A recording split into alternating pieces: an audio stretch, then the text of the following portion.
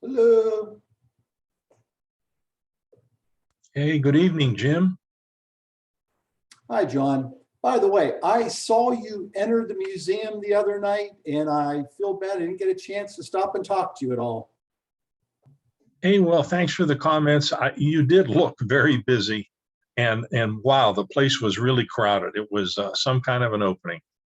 There were a lot of people there. You're right.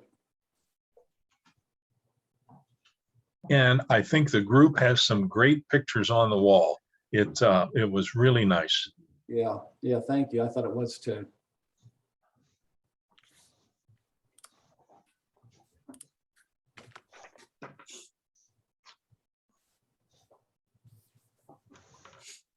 Did you get any feedback from the museum about it, Jim? Yeah, I was going to bring that up a little bit later. We'll wait for the meeting to get started. Okay. I like your shirt, Jim. I was just going to say, looking at his T-shirt, are they going to win tonight? They better. Let's hope.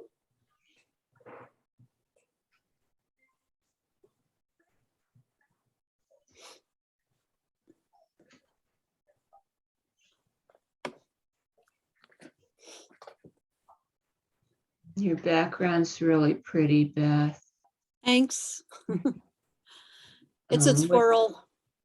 Oh, yeah, it looks really nice. It started out as a black and white picture of the bog. Wow, I would have never guessed that. Of the bog, did you say? The bog. I don't understand. The Spruce Flats bog. Yeah. I did a black and white picture of that and twirled it and came up with this. Really? Yep. I don't even see anything that, I mean, I understand the twirl distorts things, but it's like there's no trace of it at all. Yeah.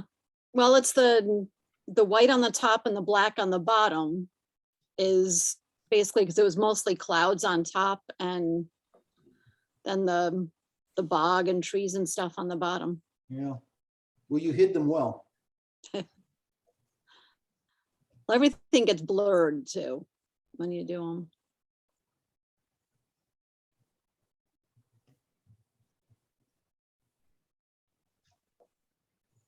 I'm thinking you need a before and after.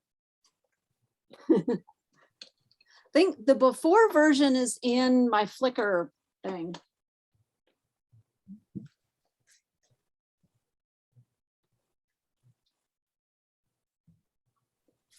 Yeah, I'm glad somebody else is using Flickr. I still like it. I'm still using the free version. Yeah. I think maybe the pro version might be even nicer, but the earlier version does everything I want it to do, which is basically store my images for me. Yeah. I only put Wait. small versions up and I'm not even using half of what they allow for a free account. So at this point, the only thing that the pro version would give me would be no ads, which Yeah. everything's bother got me. ads and I just ignore them. So Well, Beth, you know what's odd about the ads? I'm not sure you experience this or not. On my desktop computer, there's an ad that comes on, if you will, but I can immediately forward past it. Whereas on my Kindle and on my phone, there's a timed delay on that. It takes like 5 seconds before it allows you to move on. I haven't really done it on my phone. So it's not as aggravating on the desktop. yeah, that's usually where I do it. That's why I was glad that Instagram finally lets you put stuff up from a desktop instead of only from a phone. Yeah. And because my pictures are usually on the computer. So in order to get them onto my phone, I was usually just putting them into my Photos app on my computer, which then I can pick stuff up on my phone. But it was an extra step.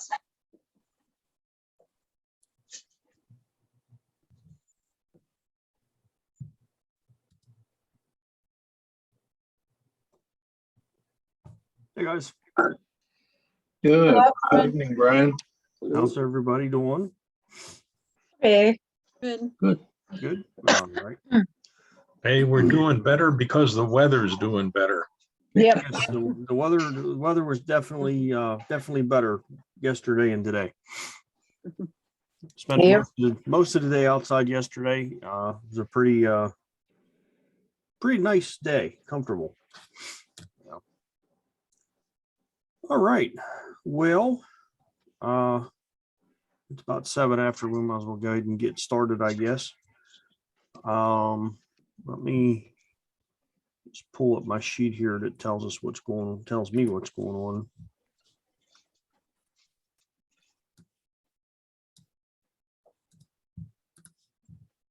Okay, so tonight, Beth's going to be talking to us about in-camera special effects.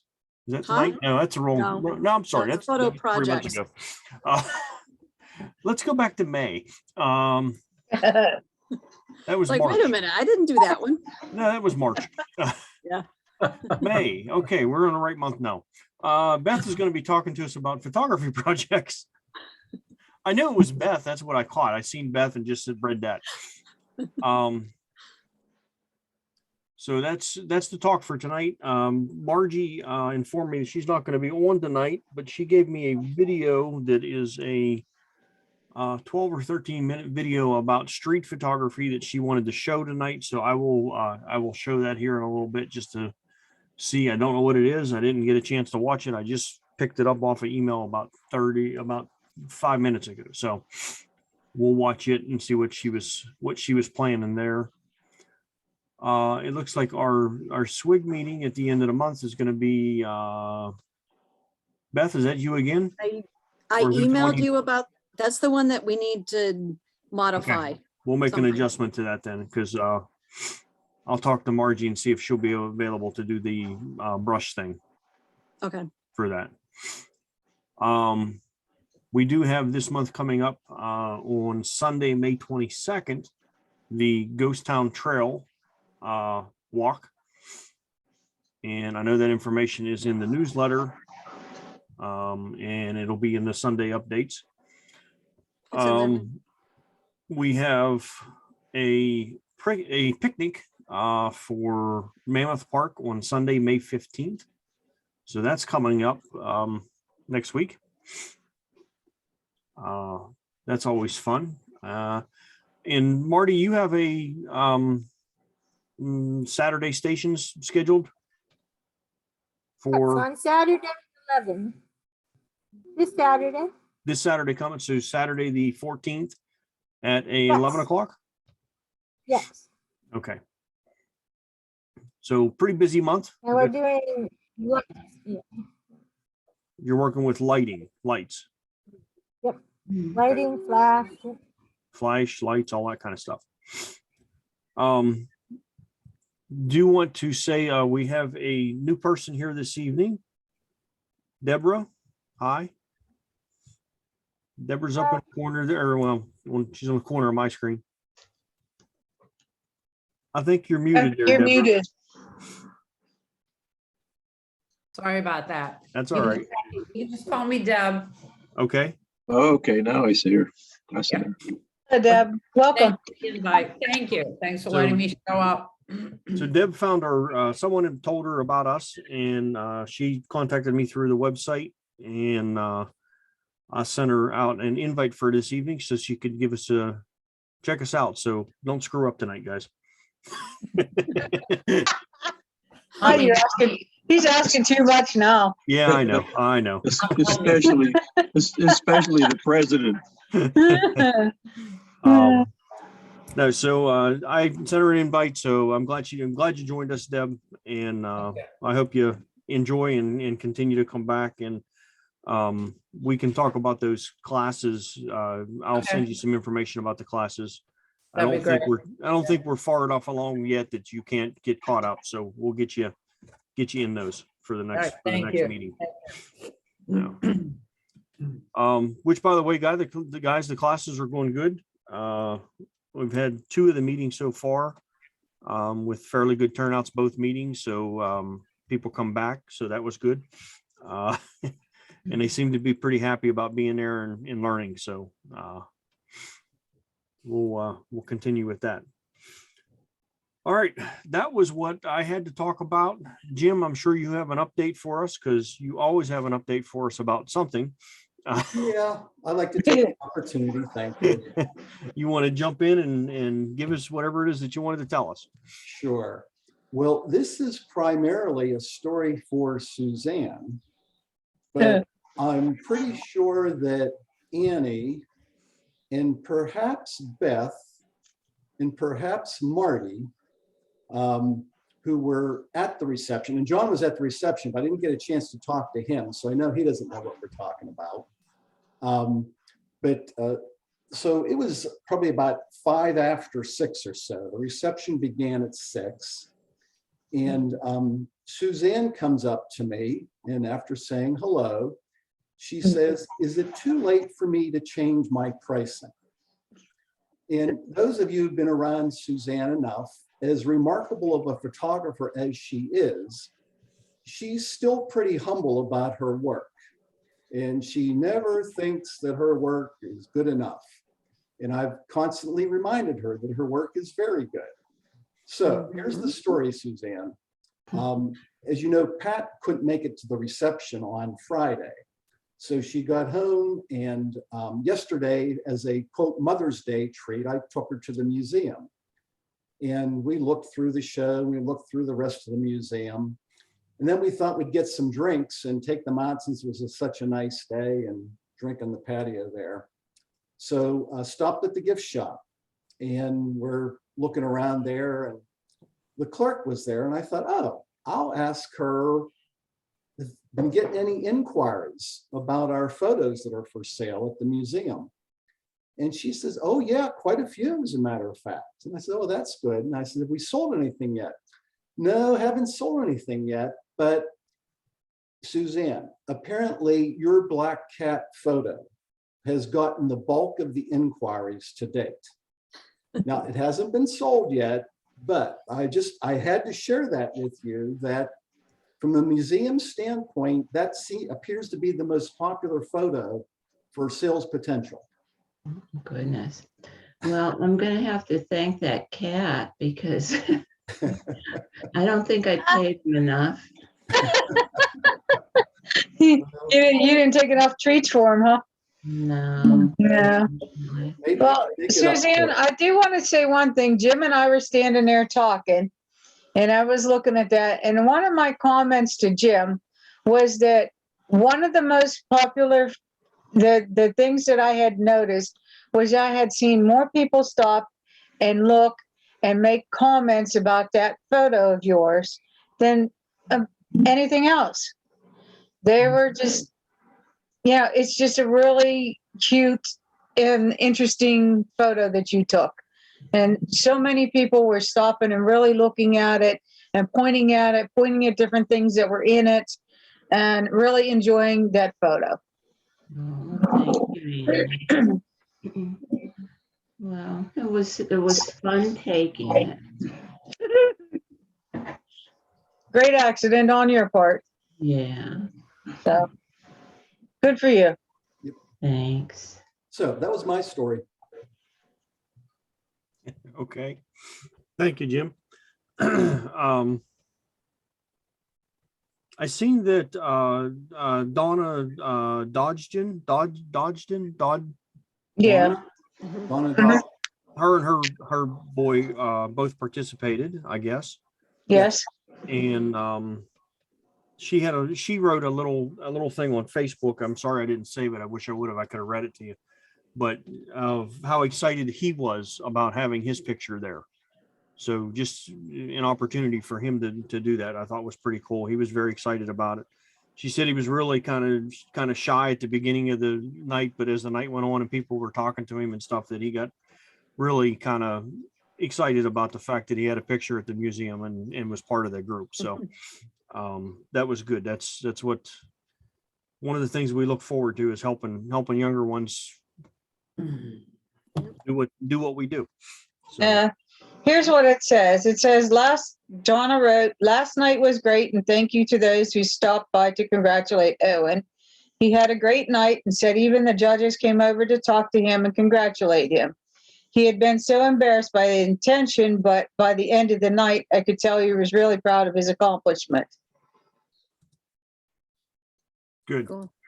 Yeah, I saw Barbara Jones over there talking to him, who was a yeah? jurist. Wow. So, yeah, Owen was kind of being a little bit shy about it, but then he started accepting that, the fact that he's got a good photo in the show. He's what, 12 now? Something like that, Be my guess, maybe. Yeah. About I that, think. because I think he's about Nate's age. Okay. So what? How old's Nate now? Nate's 12. Yeah, I think Owen's I'm not about the sure same if they're age. exactly the same, but Well, Owen and Donna need to thank Brian because it was Brian's photo class at Hannahstown that he first approached the club, if you will. Mm-hmm. Yes, it was. Hmm. So. Cool. All right. He's got a good eye.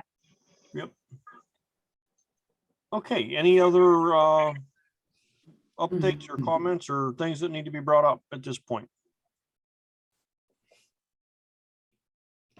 Not everybody at once. Okay. All right. Hey, Brian, before we start to get into anything, would you like to introduce some of the officers that are on here to Deb so she knows who people are? No, she knows me. That's all she needs to know. Oh, okay, fine, whatever. I So, don't care. Hey, okay, Deb, Deb. I'm Annie. I'm the vice president of the club. Oh, Deb, that's Annie. hi. You guys want to introduce yourself? Go right ahead. Say hi to Deb. Marty? I'm the secretary. I'm Marty and I do the newsletter. I'm Jim and I help out where I can. And we have the other members that are on here. We've got Suzanne. She's over on the end. We've got John. John's been a member for a long time. Rex Moyer, he's been a member for a long time. Rebecca, she's hiding out. We can't see her right this minute. So she's been with us. She's been a good friend of Brian's for years. DL, he's hiding out too. DL's our computer guru, shall we say. And Alan's on here too. And we're make up a pretty diverse group. And if you have any questions about anything, we are all very willing to give you a hand with whatever you need. Thank you. Annie, you miss Melissa. I'm sorry, Melissa. You were being so quiet tonight.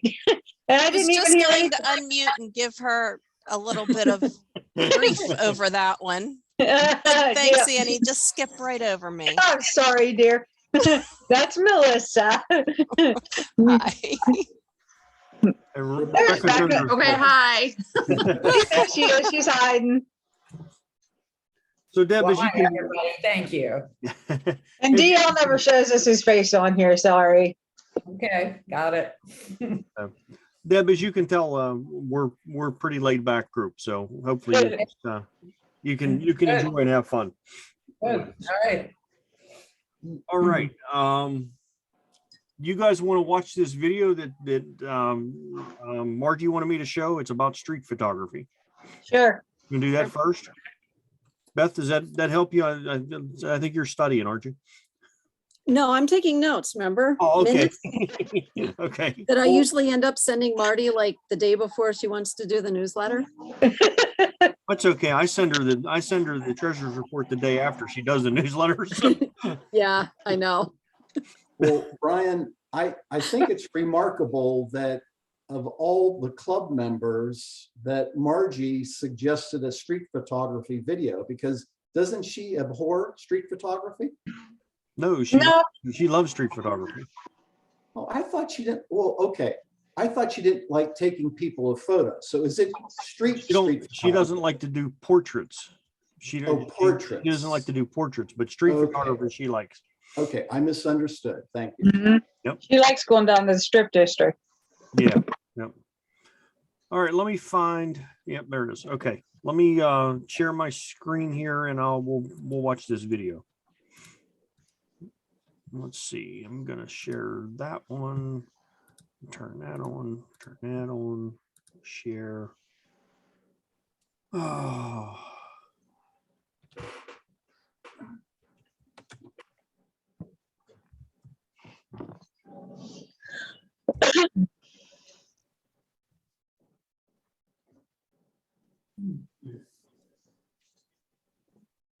It's giving me an issue. Hold on one second, guys.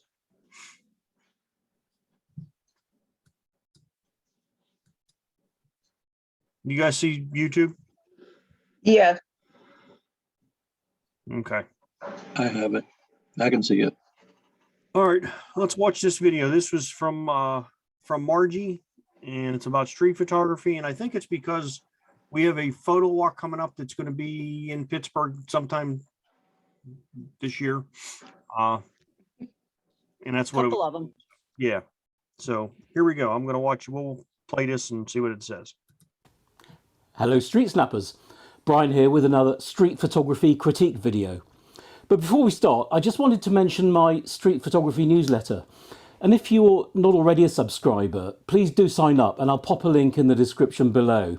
It comes out every couple of weeks, and as well as tips and techniques, it's got information about exhibitions, new books on street photography, workshops, and lots more.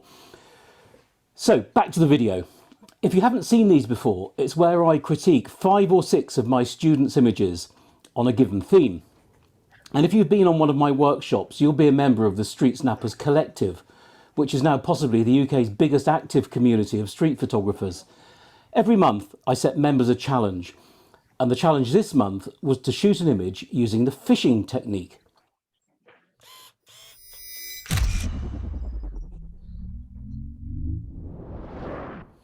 If you're not familiar with it, the fishing technique is where we find a strong location, maybe an interesting background or some beautiful light, and then we sit and wait. And we wait until the right additional element comes into play, like in this image, for example. But we do have to be careful here not to fall into the trap of simply shooting a person walking past a wall or next to some street art. There needs to be another element, something interesting, something which elevates the image to something beyond the mundane, the guy in the street kind of shot that we see a lot of. And that's the challenge, making something interesting out of the mundane.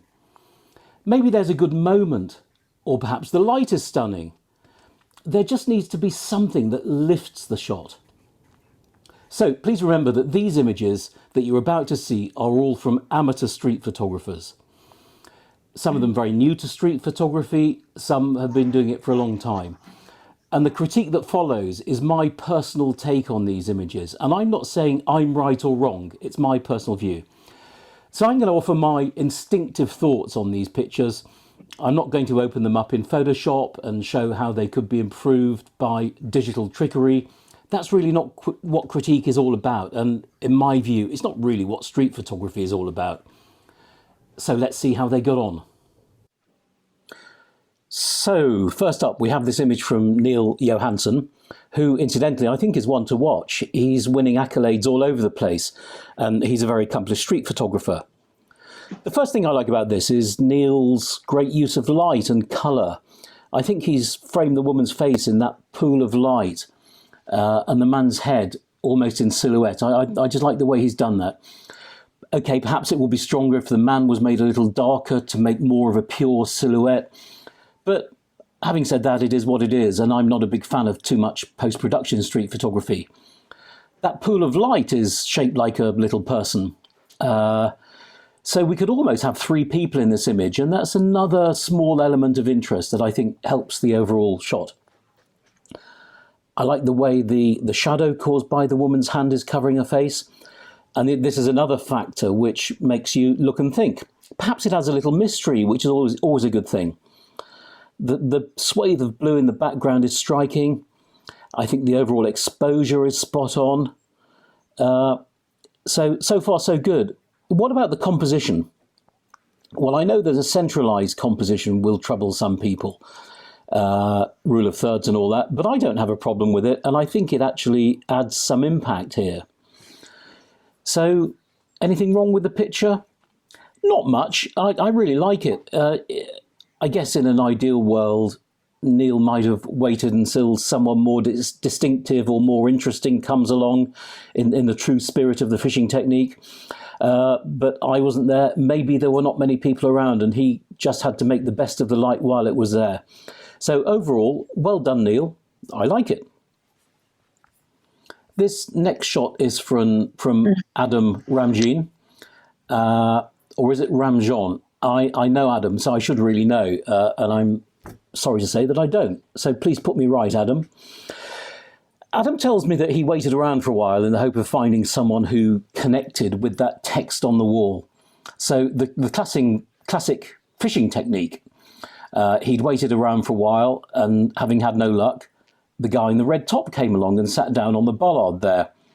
Then Adam shimmied around a bit, trying to get the white collar in the right position to juxtapose against that big white swirl on the wall. And I've got to say, he's done a really good job here. And looking at all today's images, I think this is my top pick, and it's a great example of street photography. And I'm pleased to see that he wasn't tempted to clone out the white bits of rubbish on the ground. Realism is important to me, and this small point helps tell me that the image has authenticity. So my overall reaction to this shot, there's really very little to criticise. It's a cracker and it's a strong keeper. So very well done, Adam.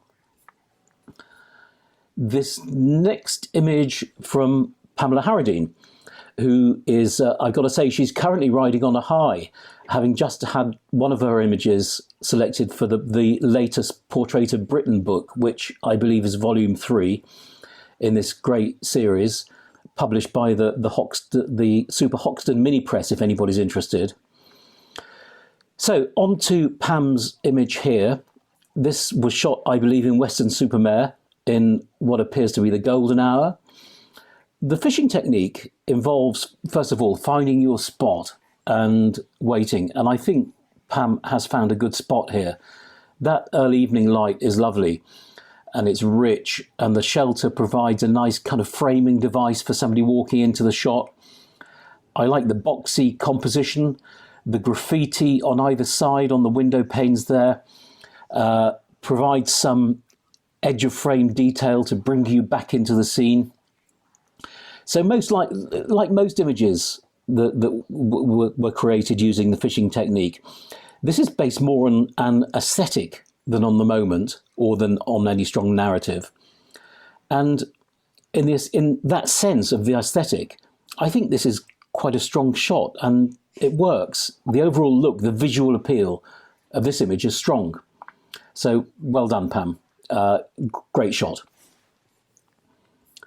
So the next image here is this one from Brian Duffy, where the girl on the phone is being metaphorically kicked in the face by the woman on the poster. It's a vertical composition, which I think works well, as all the key elements in the frame are vertical. The two figures, the windows, the pillar.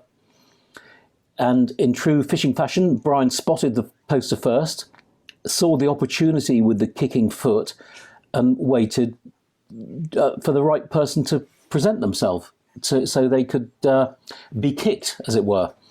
And street photography is all about making connections. And I like this example because Brian's made a connection between the foot and the girl's face, which is much more interesting than having some random person just walk past a poster.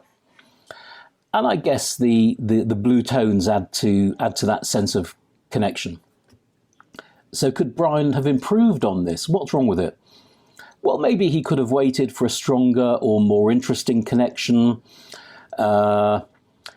Somebody who just provided a stronger link with that kicking foot. But that's easier said than done. And maybe that's nitpicking. But I think all in all, he's hit the brief pretty well here. Technically, there are no issues. Both layers are sharp. It's well composed and it's well exposed. So overall, well done, and thanks, Brian. Tony Lloyd-Davis is next up with this image that's quite close, at least conceptually, to Adam's shot we saw earlier. In terms of meeting the brief, I think he's achieved that with a man in an orange shirt appearing in the centre of this orange star.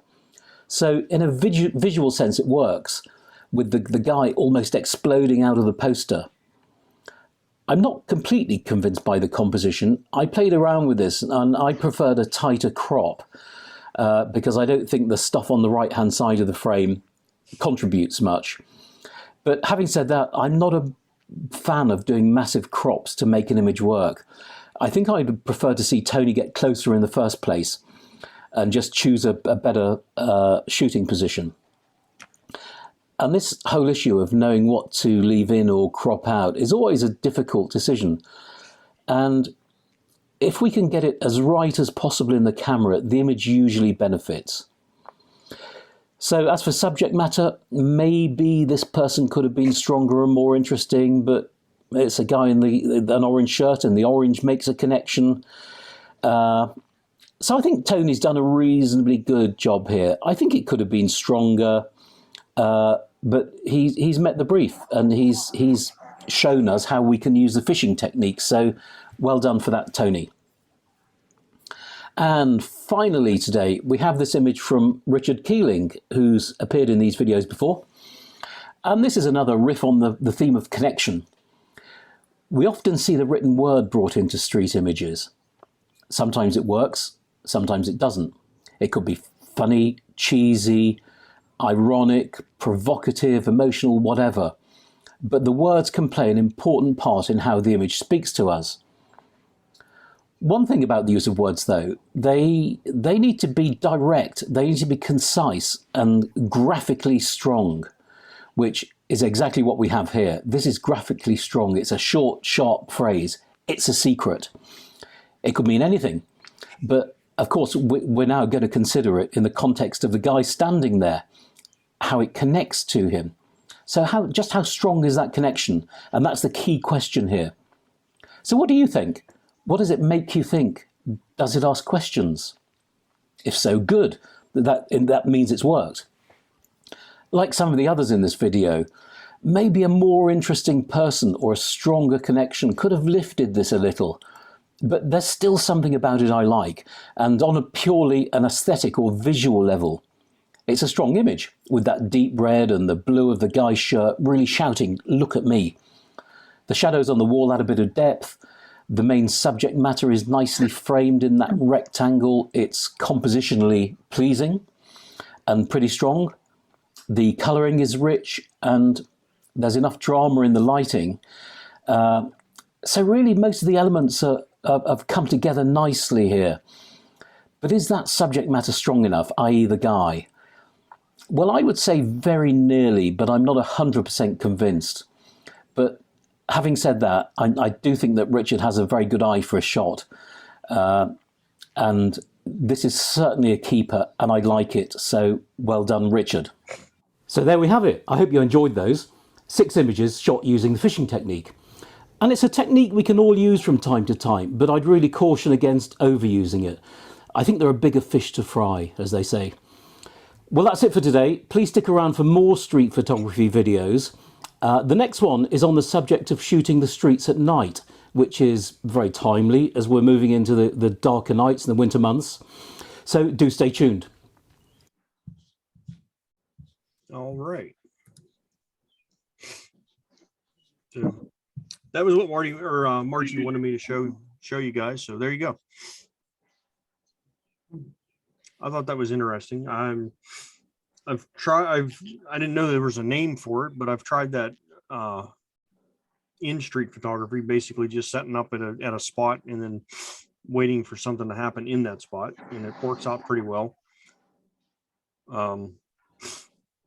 I did that one time with people walking, just photographing their feet, and I got some strange comments and looks and stuff like that on sitting on a sidewalk in Pittsburgh, but it was fun. Yeah. All right. Any questions about that? Hey, Brian, just one comment on that video. It was really interesting. I enjoyed it. The one photo where there was he alleged that the poster was kicking the woman in the face. something tells me the photographer, that was not their intent on that. The ability to, from a height standpoint, to position, to get a foot kicking the face, I'm not sure I appreciate that or can believe that. What I thought was interesting about that photo was the poster was a young, modern looking hip woman. I'm not sure what the advertisement was for, whereas the person walking by in the foreground was a more traditional, head to toe covered woman. That's what I thought made the photo, not her getting kicked in the face. Yeah, I thought it was, me personally, I agree with you, Jim. I thought it was more about the contrast of styles.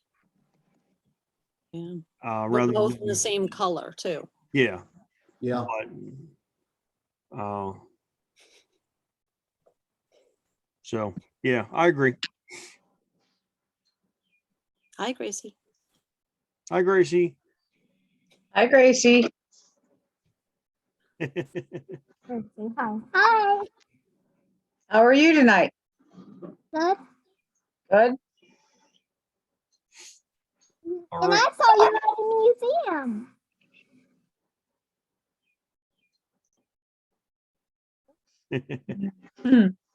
Okay, Beth, I guess we could turn the meeting over to you at this point.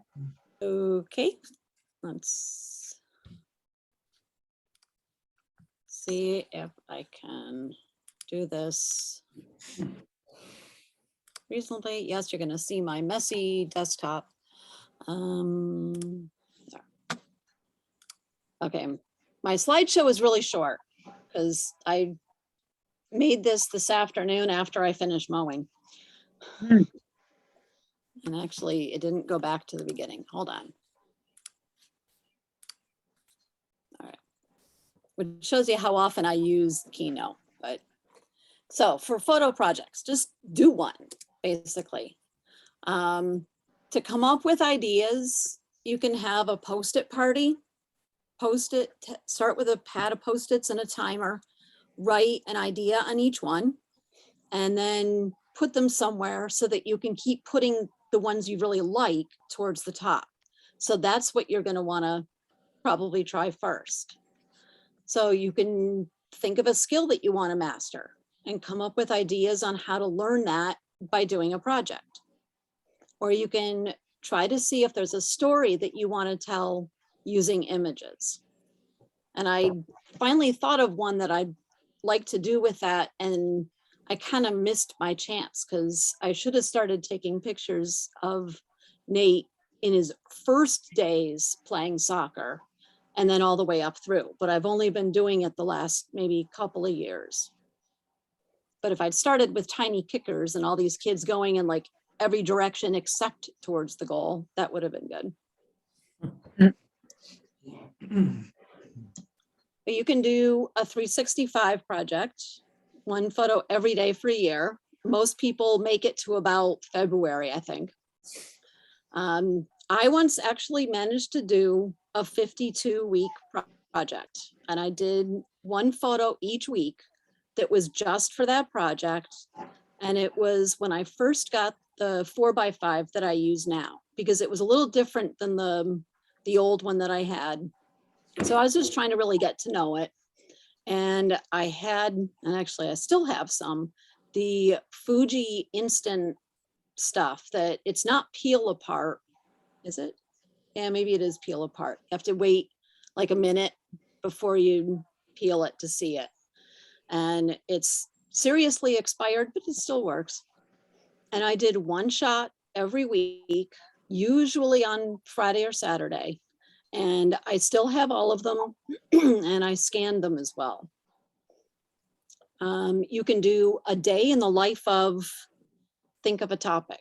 You could do a day in the life of you, a day in the life of your pet, day in the life of the town that you live in, something like that. You could pick one lens and just use that and come up with something.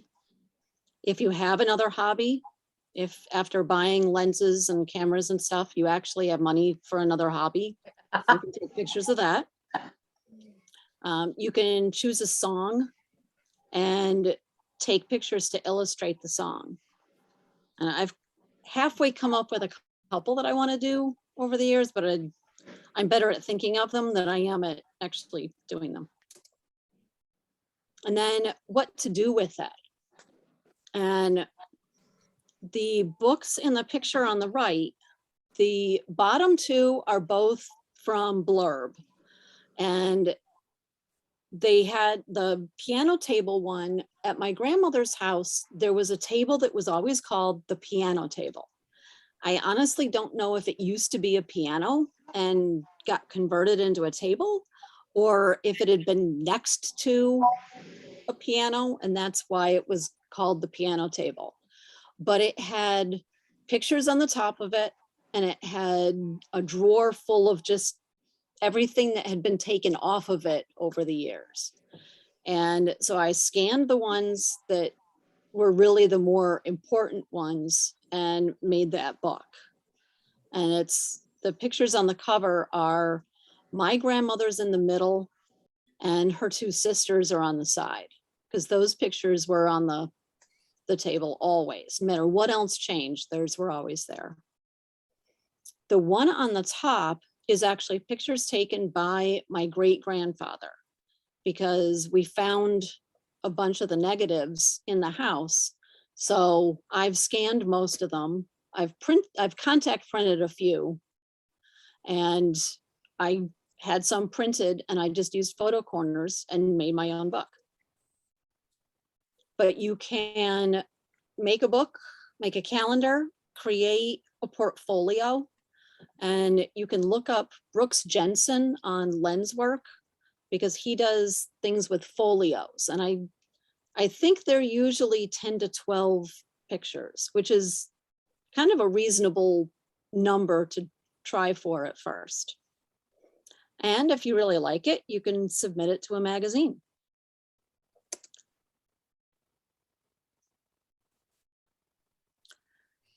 And if you have a goal, you're probably more likely to actually finish it. And the toughest part, I think, is realizing when you have finished it and figuring out, okay, yes, I have what I want. Okay, now it's time to make the book, make the whatever. And for that, it's easier to do things that, like, these are all from one day. So the day ends, you're done. And if you do open-ended ones, like most of the ones that I've been kind of half something or othering for a while, then it's tougher to find the end point. So that's basically that. I have a video. And I put 3 of them in chat because they're all really good, but this one's short, but it was pretty good. Hello, everyone, and welcome to my van. This is the first time I'm broadcasting from the van. I am at a Okay, could everybody hear that? Yep. Okay. trailhead somewhere near the southern border, and a four-wheel drive club just pulled up next to me, and they are in, it looks like Mad Max. They're in every kind of vehicle imaginable, and they're a bit loud, so bear with me. One of the most interesting things that's happened with being on YouTube here, this little foray into YouTube over the last 6 months, is that a lot of people have reached out asking a lot of good questions, and there have been a fair number of questions about how to do projects, long-term projects. That's a dog, someone's dog, by the way. Long-term projects. And I think that's a commendable, it's a commendable question. But I've had secondary questions that I think are more intriguing. One of which is people are asking for me to tell them what projects to do. And that's something I can't do because I'm not really sure who you are, where you live, etc. So for me to be here where I am now near the southern border and suggest a project may be completely unattainable for you. But it's an intriguing question. But I think before we get to the how to do projects, which I will get to in subsequent films, we have to talk about why to do projects. This is very important. So for whatever reason, when I started as a photographer, my immediate goal was to tell stories, but I was working in the newspaper field, and the newspaper field was the exact opposite of telling stories for the most part. You had to go and do assignments, and you had to encapsulate those entire stories into one image because the paper would often never run more than one. So I trained myself to do that. But as soon as I left the newspaper world, I began to tell stories with photographs and build what's called a photo essay or a photo story. And that's anywhere between 20 and 100 images, basically, built over time. So I'm not one of these people that travels to 20 different countries a year. I prefer to go to the same country 20 times and build a body of photographs. That's how I prefer to work. Again, not better or worse than any other way, but just how I happen to like it. But what does doing a story do for me as a photographer? So the first thing it does is it broadens my skill set. When you start to put together bodies of photographs, you start to learn editing skills, you start to learn sequencing skills, and you start to learn design skills, because ultimately you always want to end up in publication, and that tends to become the third part of the equation, where you get better at editing, you get better at sequencing, and then you go, I really want to see how this looks in print, kind of thing. So shooting random photographs, there's absolutely nothing wrong with that. What tends to happen with random photographs is you end up with more of a portfolio style body of work, which is, look at how amazing I am. I've shot these 10 random images, but they may or may not tell a story at all. And when you go to telling photo essays, you have to begin to make photographs that aren't necessarily aesthetically pleasing, but they give the reader information to keep them going on the story, or they gives them an understanding of what you're trying to get across. Editing skills are essential regardless of whether or not you're shooting random images or you're shooting a photo essay. And what often gets overlooked is sequencing. And sequencing is a very specific skill that often gets overlooked in the process of putting together a photo essay. And basically what that means is what image goes first to what image goes last. And I always equate this to a roller coaster. I hate roller coasters. I don't like speed and I don't like heights. But yet I still go on these things for reasons I can't explain. So when you get on a roller coaster, often they don't hit you with the killer drop right off the bat. They antagonize you first, and they put you on that long, slow climb where the tracks are clicking. And that whole time up there, I questioned my own decision-making and asked myself why I'm on a roller coaster again. And then they hit you with the killer drop. And I think that's a good rule of to follow when you're actually sequencing a body of work, is to take that reader on an arc and the story arc. And remember, attention spans today are very different than they were 10 years ago, so you have to edit and sequence very smartly, very concisely to make sure you're getting your message across. Okay, so let's talk about why you do photo projects from another angle. And I'm stealing this from a friend of mine who I used to teach with from time to time, who is what I would call a book publishing photography expert. And he's also just an amazing down-to-earth guy. And so we used to teach, and at one point he was talking about photo books, and I would talk about the self-publishing world, and he would talk about the traditionally published world. And he always broke things into two categories, which was an author-driven book or a story-driven book. And I want to steal that concept and apply it to photography. You can have an author-driven project, or you can have a story-driven project. Author-driven projects are created to showcase and highlight how talented the photographer is. So, for example, I go do a story on the southern border, and I make this, and the whole thing is about me, and I go, look how amazing I am as a photographer. What gets lost is the story I'm telling. And what gets brought to the center is my skills as a photographer. Now, the downside of that is that the market for those projects are tiny, because the only people who care about my skill as a photographer tend to be other photographers. So those in the photo book world, author-driven books tend not to sell very well, no matter how famous the photographer is. They are printed and they sell in very small quantities. But here's where things get interesting: the story-driven project. And the story-driven project elevates the concept and the story that you're trying to tell, and your skill as a photographer is secondary. This is what I prefer to work on. I'm 51 years old. Do I need to tell people I'm a good photographer? No, and nobody cares. My family doesn't care. I don't think my family's ever even asked me ever about my photography in 28, 30 years of doing this. Whatever, doesn't matter. So what I prefer to do is find a story I find intriguing, that I think you might find intriguing, and then I use my skill as a photographer to tell that. And I think for the vast majority of you, story-driven projects is where you're gonna have the most fun in the long run, because it is really rewarding to be able to open someone's mind about a project or a story or a concept that they may not know. For example, this zine that I'm doing with Beyond Clothing, AG23, the entire goal of the project was to educate and illuminate through art and design. We wanted to print and run stories that, yes, they were done by talented creatives, but really the story is the message of what each of these projects is about. Like my piece in the zine was about the game of Go. So yes, I made the photographs, but it has nothing to do with me behind the camera. It has everything to do with me wanting you to understand what happened in 2012 with the game of Go. So for most of you out there, when you're asking about what projects to do, how to do them, my first thought is you've got to figure out why you want to tell a story, and then you have to figure out what story it is you want to tell, and then you can move forward from there. You know, the world is flooded with images. It's really hard to get any attention with a portfolio these days. I looked at portfolios last week. Every single one of them was solid. You know, literally every single one. It was hard to differentiate from person to person. A lot of the work looked the same, but it was exposed correctly. It was framed correctly. There were peak action moments. Everything was good. But I can't remember individual portfolios now when I look back on it, because they all kind of blended together. What I didn't see was a lot of great stories. And so finding a great story, I would look for something personal, something that's close to you, and something that you can get time and access on. Those are the two things when you're doing a story that you really can't get around, are time and access. The more you have of each, the better your story is going to be. The less you have, you're going to be limited. So I hope that helps in terms of making you think about why you would do this before you figure out how you would do this. And I'll be back soon with a little information about the how. Thanks for tuning in.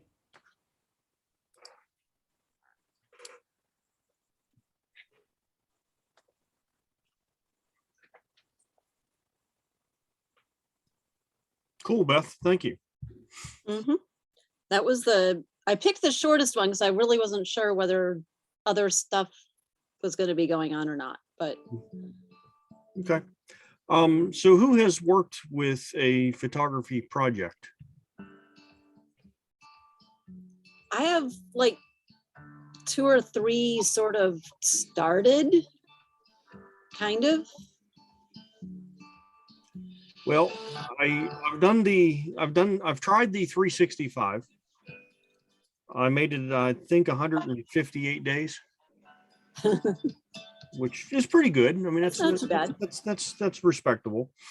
I've done the 52-week project. I've done that one. Yeah. If you want to pick the two, I would try the 52-week project. That's easy. Hello, Yeah, go for it. guys. We are so stoked to see you again. And I see Are you watching a 44 of you video? have been here for a while. You guys are kind of our biggest fans. Thank you for lining up to. I wasn't. Somebody was. No, that was mine. Oh, It okay. auto played onto the next one. I turned off autoplay, but I think Nate was using my computer. So anyhow, but projects are cool. I've done a bunch of them. I've done the I've seen the one lens thing. Beth suggested that. You guys know I've done that on. Yeah. You can do that in a day, or you can do that in this week. I'm only going to shoot with this lens, or this month. A couple years ago, I did a year of black and white, where every photograph I took and worked with, I shot it with the intention of it being a black and white photo. So you can do all those different types of things like that, and doing the projects like that really can help you grow as a photographer, because then you have to think about what can you do with this 135 millimeter lens. And if you are doing a one lens thing, don't pick the 18 to 400. That defeats the purpose. Pick something that's different. Pick a 50 millimeter and shoot everything for a day or a week or a month. And on a 50 millimeter. It'll teach you a lot about your camera and a lot about that lens. I will tell you that much. So, Beth, good information. Anything anyone want to add to that? I'll add, Brian. Good. So this doesn't have so much to do with the photography project per se, I guess, but it reminded me, we've talked over the years, I know, at least a lot of us feel the importance of printing something out as opposed to keeping all of your photos on your computer somewhere. And the photo project, as Beth has talked about, it seems to be like the end result of the project, if you will, to put your prints to paper in some fashion or another. And I know what I've been doing since I joined the club. I do a Jim Murphy best of each year using Shutterfly for producing the book, if you will. So it's kind of a coffee table type size with, I probably picked roughly, let's say 50 photos in different categories. And it's just my way of kind of forcing myself to make prints rather than storing them on the computer. Yeah. It's good. And it's also a good way of being able to sit down and watch yourself grow as a photographer too. Because if Jim's been doing that for 5 years, we'll say, he can look back over the 5 years and see if he's getting better or worse. Yeah, sometimes I'm not sure. We're hoping you're getting better as you go along. But I think it's like that roller coaster guy was talking about. yeah. There's a if you use Lightroom, there's an easy to use option to do exactly that. I do it with collections. Over the period of years, I've taken the images that I've liked the best and I have put them into collections down in Lightroom. So you do have a ready to go location, so that, and you can pull them up anytime because just use your keywords. Yep. All right. So I'll just add one more thing because it just coincidentally ties into Beth's projects. For probably a couple years now, for some reason, I've become fascinated with mail pouch barns. And to be honest, up until this past weekend, I've only taken a few of them because I don't pass all that many. And for some reason, I got it into my mind, you know, there's a lot in southwestern Pennsylvania. I just need to find them. So I actually went online and I found a database that lists actually every mail pouch barn in the United States. It's subcategorized by state and then by county. So I went through the counties in southwestern Pennsylvania just last week and downloaded the coordinates for each of the mail pouch barns. I think I probably have, there's a lot of them obviously that have been torn down, but the ones that are existing and up, it tells you in this database whether they're still there or not, or whether the mail pouch logo is still visible on the barn or not. So I downloaded the longitude and latitude coordinates, went to Google Maps and typed them in. So I now have the coordinates on my phone. And this past weekend, I hit the 4 that are available in Westmoreland County. And my plans as the year goes on to just kind of start county by county and going through and finding the mail pouch barns and taking some photos of them. So Did you get the one? Did you get the one that's down the road from me? I did. He just had that all repainted. He had the bad wood that was on the barn redone. He repainted the whole barn, had somebody come in and repaint the whole side of the mail pouch, the whole sign. So it's like it's brand spanking new. It almost looked like it was painted yesterday. I actually drive by one every single day on my way. Yeah, I was going to say Brian drives right by one. I drove by it today. Yep. So, but yeah, a project can be that, or you can do I did a project one time called Desolation, I think was the name of the project. And I photographed abandoned places and put together a one-person show on abandoned places by doing that. And it took me a while to get all the photographs that I wanted and stuff like that. But you can do 1 day projects. You can do a week project. You can do year project. You can do projects that take years to finish, or you can do projects that you may never finish, but you continually work on. So anyhow, all right. Well, we've officially used an hour of our time and now we're done.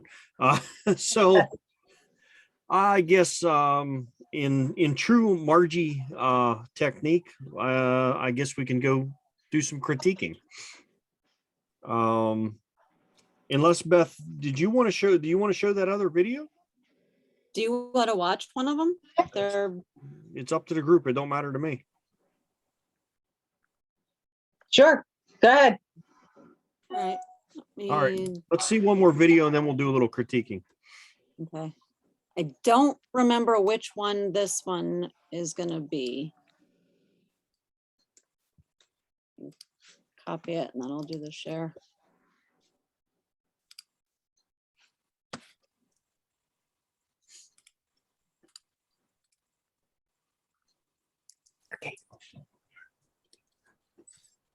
Hello guys, in this video I am going to talk to you about creating a photographic project from the initial idea right the way up to the end print or an exhibition or whatever you want to do with your personal project. So on top of running the team here at TSOP and creating all the education for my worldwide students, I also produce photographic documentary projects. And I like to think that I produce historical projects, you know, like photographic projects that can be looked back on in 30 to 50 years and people can marvel at the way that we lived. And the last one that I did was the British boot sale, and that one was sponsored by Olympus. We had an exhibition up London. It was published all over the world. And as part of the exhibition, I wrote an article for Digital Camera World magazine here in the UK. And it was about how to create a personal photographic project. So I'm going to bring that article to you right now in video form. And if you're interested in creating personal projects, if you're interested in having exhibitions, books, publications, and all of these kind of things, you know, this is going to outline how you go about it. So firstly, why do a personal project? Now, arguably, the best photography work that you produce will be the work that you produce for you. It's where you have total creative freedom. You know, this is what you signed up for. It also provides you with a challenge and it can push your photographic style into ways that you never expected. Plus, you've got no one to answer to, and it will keep you busy when the paid work slows down. So you have to start with an idea. So where do the ideas come from? Now, obviously, the idea needs to be personal to you. What is it that's important to you? And what do you want to tell the world? At the end of the project, you want someone to get the message. You want someone to see your story. You want them to be moved in some way. So what is that story? If you can answer that question, what story do you want to tell people? Then you will have your idea. Now, don't at this point think of a final result, all right? Or how you're going to produce the images. This will come later. And certainly don't think of an idea, then push it to one side because you think it will be too hard to create. You know, you will become your own barrier when it comes to personal projects. Now, your personal project needs to be challenging. It needs to be hard, right? This is where the best projects come from. Also, no self-respecting photographer bottles it from their own ideas. The other thing to note here is that an initial idea normally develops into something different and it takes you into even more exciting directions. So be flexible with your ideas and let them go off into different areas, you know, go with the flow. An example being the latest project that I was talking to you about earlier, the British boot sale. I initially started that project because I thought that the British boot sale, which is it's uniquely British, by the way, so if you're watching this outside of the UK, you probably haven't got a clue what I'm talking about. But basically, I thought that the boot sale was going to disappear because of the rise of places like Facebook Marketplace and websites like Gumtree and things like that. But I soon realised that the British boot sale wasn't going anywhere. They are evolving into what can only be described as a mixture of boot sales that we know and love in the UK and the old Sunday markets, again, that we know and love in the UK. They kind of merge in together. And as I was walking around trying to create this project, what struck me the most was the uniqueness of the personal history that was on sale and the mass throwaway society that we live in. The British boot sale highlights capitalism in a really kitsch way. And it was that I decided to focus on. I wanted people to see the story of our mass throwaway society. I wanted people to see the personal history that is on sale.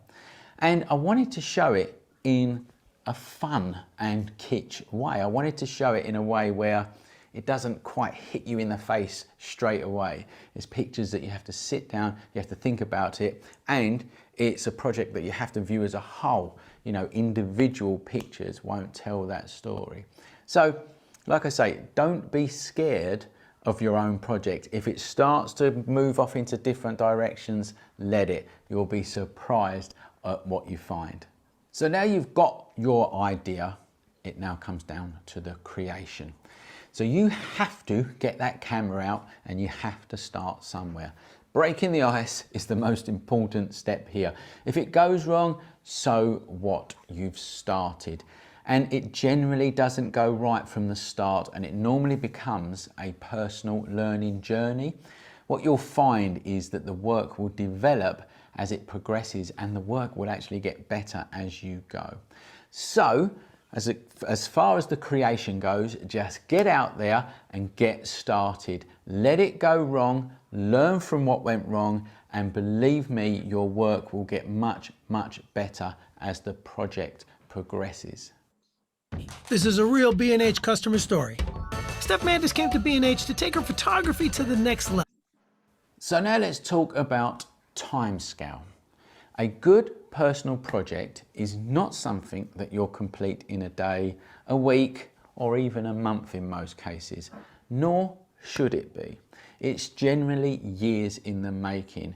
Only then can you have enough time to let it develop, to let the work get better and mature into something that you can truly be proud of. So my first real documentary project came when I was doing my photography degree in the 1990s. It was documenting the life and people in a housing shelter for mentally ill and alcoholic men, and it was called Bondway, and it was up in London. So I turned up on my first day to take photos, and I soon realized that no one was easy to photograph, or they even wanted to be photographed, and that was a really naive thing from me. You know, I was a young student. So what I decided at that point was to put the camera away, and I spent 6 months as a volunteer there. And whilst I was there, I got to know the place and I got to know the people in a much more personal way. Now after that, the residents let me take photos as if I was one of them, and they understood the story that I was trying to tell. And I got some really intimate shots showing the tragic lives of these men. The project went on to win what was called the Jack Jackson Prize at the time, and it was exhibited at Focus on Imaging, for those people that remember that, but that is it's now called the Photography Show. So the point I'm making there is, when it comes to timescale, there isn't one. The project will dictate that, and you will need to be flexible and do whatever it takes to get the shots and tell the story. Now let's talk about staying focused. This will be one of the biggest barriers to overcome. You know, life gets in the way, and it's very easy to think, why should I bother? You know, you're not getting paid for your personal project. And in many cases, no one is paying attention to what you are doing. And at times, the work that you are gonna produce is gonna be crap. All right, let's just be honest. Some is gonna be good, some isn't. The I'll do it next week attitude can kick in, and that week can turn into months and even years Believe me, I have been there. And this is when you need to grit your teeth, look yourself in the mirror and remind yourself that this is what you are. You are a photographer trying to bring a story to the world. It's what keeps you alive. It's what keeps me alive. And if you are a passionate photographer and you're passionate about the story that you're trying to send out there, then picking up that project again should be no trouble at all. Don't worry what others think. Now, this point is important. Your vision is yours, no one else's. Your vision is much more important than likes. When you try to emulate what is getting all the likes on Instagram, you've lost your uniqueness. Yes, admire others' work, but don't try to emulate it. It's been done before. The most interesting thing to me is what you've seen that others haven't. If I go for a photo walk with a friend, a fellow photographer, I don't want to see how they've created shots like the next best thing on Instagram. I want to see what they've noticed that I haven't. I want to see how they are telling a story and how they are giving a feeling of that time and place. That is what's more interesting to me than chocolate box imagery on Instagram. We live in a chocolate box pretty picture world. Apps like Instagram and 500px are proof of that. But let's face it, one pretty landscape is as nice as the next, and they're fairly easy to create as a matter of fact. All you need is knowledge of photography, planning, and some equipment. I teach people to take great landscapes and great portraits. It's actually quite an easy process. And there's absolutely nothing wrong with taking them pretty landscapes and portraits. I love doing them. I do them myself all the time. The point that I'm making is the internet will always put these types of pretty pictures above the rest. And that does not mean that they are better than your personal project. You might not be doing the pretty picture type of personal project. As an example, if I post one of my landscape shots to Instagram, it gets all sorts of wow emojis and clappy hand emojis and things like that, which I love and I'm very grateful for them. But if I post one of my documentary pictures, it gets very little likes at all. And that's quite simply because one is chocolate box and one has got much more meaning and depth to it, which takes people a bit more effort really. It takes a bit more effort to look into the depth of an image, whereas chocolate box images, it's very surface, aren't they? You just look at them and they're nice. Now please remember that online it's a fast food photography world where people just want instant gratification. For a meal that you'll remember, you have to sit down, you have to take your time, and you have to enjoy what you're taking in. And this type of photography happens at exhibitions, in books, and in magazines that you have to physically sit down, look at, and read. And as we know, unfortunately, most people online, they just want to drive through whilst they're on their way to see what Tina did at the weekend. Now, what I'm trying to say here is that if your work isn't getting liked, it doesn't mean it's not good. It's probably just going to the wrong audience. Whilst doing a project, remember this: it's your project, and the only person that you need to please is you. So when do you end the project? Well, if you're like me, projects will probably continue in some way or form forever, all right? There's a reason you started the project, and believe me, that reason will keep dragging you back in. But it is good to give yourself some kind of target. In my case, it normally ends in an exhibition or hopefully a book. The British Boot Sale project is not yet a book. So if anyone is watching this and wants to sponsor producing a book of the British boot sale, then please get in touch. Now, what I do know is that you shouldn't set yourself an endpoint at the start of the project. Just see where it goes first. Chances are the end will present itself to you whilst you're doing the project, whilst you're on that journey. Now let's talk about getting sponsorship and publicity. Now this is really hard with a personal project, and don't expect to earn a fortune from it, or even a pound in fact, all right? The first barrier to overcome is people that are looking at your work and they're thinking, who are you and why should I even care about your vision?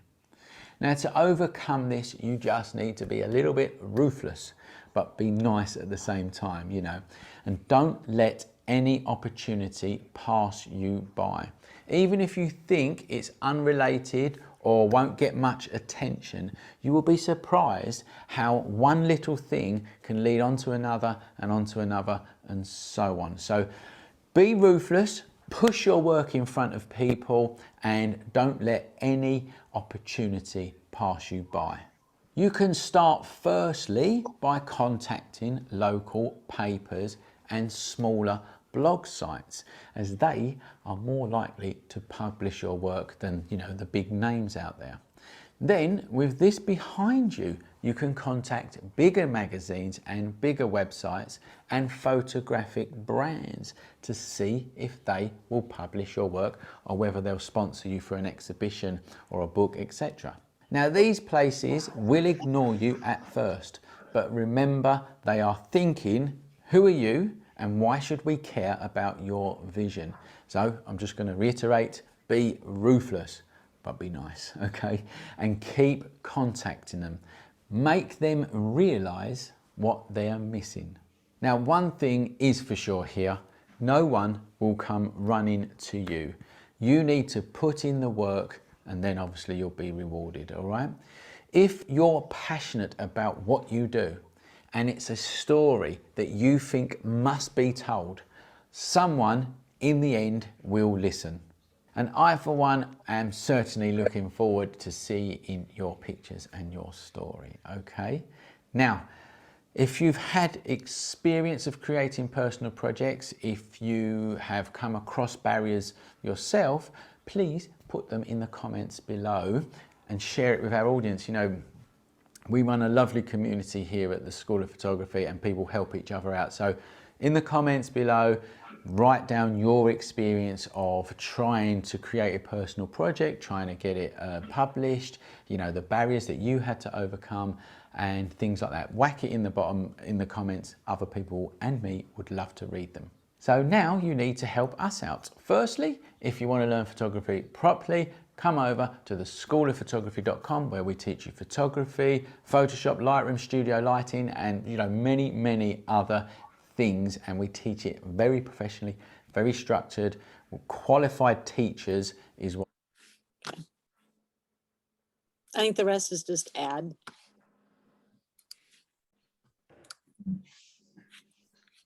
Very interesting. I got to say that was really good. I think that was a really good video to watch because it really pointed out a lot of stuff as far as which we've mentioned before, that it's your vision, it's your work, whether other people like it or not doesn't matter. But be persistent and do what you want to do and make your project happen. So that was a good video. I'm glad you picked that one there, Beth. Thanks. I think the other one is good, but it's like 20 minutes. So at Okay. least 20. It might even have been longer, but All right. And there's lots of good videos out there, I think. Yeah. And Beth has dropped all the links to the videos in the chat, guys, if you want to check those out or copy them. And once I get the meeting or switched over and uploaded to YouTube, I'll list them as in the description on YouTube, on our YouTube channel. All right. Beth, What was that, Jim? I just said thanks, Beth. Oh, okay. Okay. Thank you. thanks, Beth. All Now we'll right. see if I actually finish any of the things that I've started.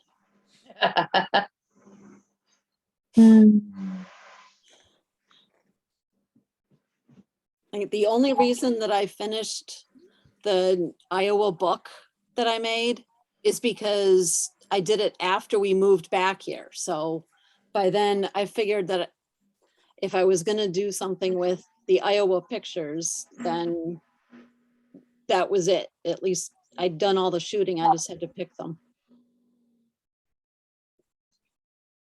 All right. Okay. I guess we could go look at a few images, huh? Okay. I'm pulling images up right now while we're talking. I want to trying to look to see if we got an idea where we were or where we weren't.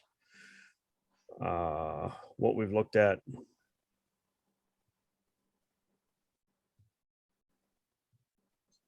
Hey Beth, I'd like to see your book on Iowa. Maybe you could bring it to Marty's station if you go. I won't be at this one because we're going to the Pirates game. But I'll try to remember to at least leave it out so that I remember to bring it to something. Yeah, If that I would think be of it, I nice. think I'll be at the picnic on Sunday. Oh, great. I Okay, remember if it that. doesn't rain. All right, guys, I'm going to share my screen and we'll pull some stuff off of our Reddit page. And you guys see Reddit? Yep. Okay. You guys can remind me. I'm pretty sure that we talked about the bird. In the bottles. We did the bottles. Did we Yep. do my stuff? Just the one. The one that we weren't supposed to talk about? Yeah, that one. All right. Well, then let's take a look at mine because I really truly would like to hear you guys' opinions on this. Okay. And Melissa's on here and DL's on here. So they were there when I photographed these. And I would like to hear their comments, provided they don't leave. I would like to hear their comments on these pictures as well, because they were there when I took them, and they should be able to tell us something about what they're seeing as well, if they're still on. All right, guys.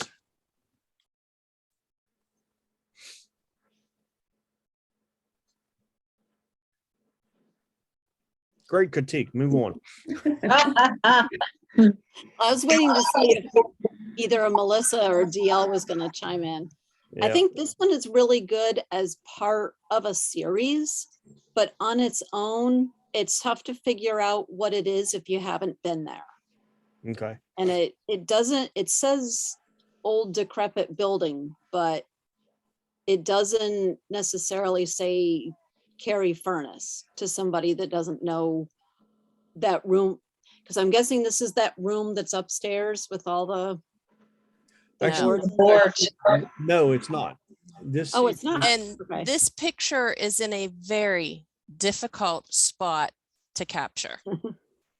I haven't looked at mine, but I might be a little more to the right, but you will never get this straight on.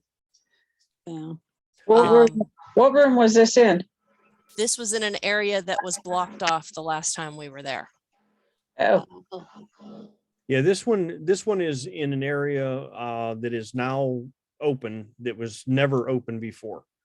This was the And first it time it is- was open to the public when we were there at the last time when we were there. And it is extremely dark in there. Yeah. I like the angle. I like the darkness. I like the light being on the board. I wish I like the antique look to the lighting. I just wish some of the color popped a little more. Now, Brian, let me ask you a question. Were any of those buttons on there, were any of them lit up? Because one of them looks like it's lit up, or was that just a reflection from That's light? the reflection from the light. There's Okay, was there a window or something that was casting some There's- light in there? a hole in the wall. Oh, You're close, Melissa. Yes, it is light from a hole in the wall. No, none of that is a reflection of that light. Any of those that look like they're on, like the orange or the green or the red one, it's because I turned them on in Lightroom. Oh, did you? Okay. Yeah. I Okay. was thinking it was the I light was coming wondering. down through that shaft. No, I turned them on specifically. I wanted a couple lights to be, a couple of those to look like they were on. So Okay. okay. if you thought they were on, then I accomplished my goal. That's what I wanted. Well, I was just wondering whether or not it was a reflection or whether or not the light itself was on, because I'd seen that on a couple of them, but I had never seen any of the panels have any lights that were actually on Yeah, when I've been there. that was my purpose. So I accomplished that goal. And Okay. that's why I thought that it was a reflection, because it only comes through a hole in the wall and down that shaft, that I thought that was the light. Yeah. Because I was there taking the picture too. So I knew. Well, I that's the knew. reason. That's the reason I wanted comments from both you and DL, because you were there, you seen what I saw, and I wanted to see what your thoughts of what I produced. So, all right, let me see here. And I really wish I knew which tab that was on. People with your multiple tabs. That's just from the last hour of work, those tabs. I don't think I've ever had more than like maybe 3 or 4 tabs open on mine. I love this one. I like this. Those are insulators. It looks like. So Brian, I like the photo. We talk a lot about whether you remove something or don't remove something. I assume that it's probably another insulator in the back. On the left in the dark. The left one. Yeah, I right wish there. if it was me, I would have cloned that one out. Same. Jim, as much as I not always, but usually disagree with you on that, I am going to agree with you on that. Yeah. Well, thank you, Melissa. Yeah, Coco, let me chime in for a moment. It's usually Brian that's saying that. Yes. Yep. Because it's something that's on the edge that just does not need to be there. Okay. It's just because it's a piece of something. It doesn't quite look like it's all there. Well, So and there's it's no out light of place. blending in with it. It's all dark and then it's a bright spot. Yeah. It would be different if it would, like at the top where it kind of comes down and blends, like you see the light coming in, but you don't see any light around it. Yeah. And there's no support for it. Yeah. Okay. I'll remove it then. So Brian, I wouldn't remove it. did you light those up again? No. This one, I mean, I lightened them up a little bit, but this was actually light that was there on these. So where this is up in kind of like a hole in between 2 walls is where we seen these at, and there was light coming in from above it. So the light was there. I just enhanced it a little bit, but I didn't turn these on like the lights in the other stuff. It was hitting that glass. Just the sun was at the right spot to hit that glass to light it up. Yeah. Now, DL, did you say you would leave it? I would leave it. Because I took a wider shot of that, and it's just the way the light was hitting that particular insulator. Okay. remember the on one of the videos they were saying something about leaving things authentic. That's authentic.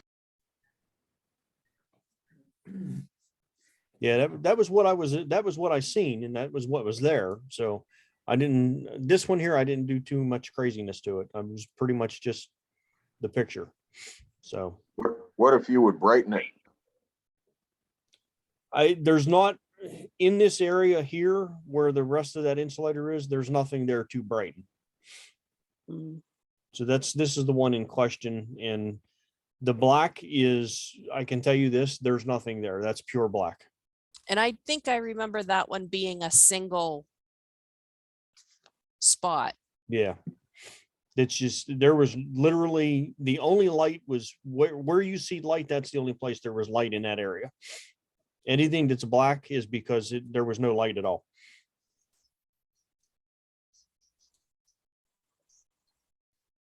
All right.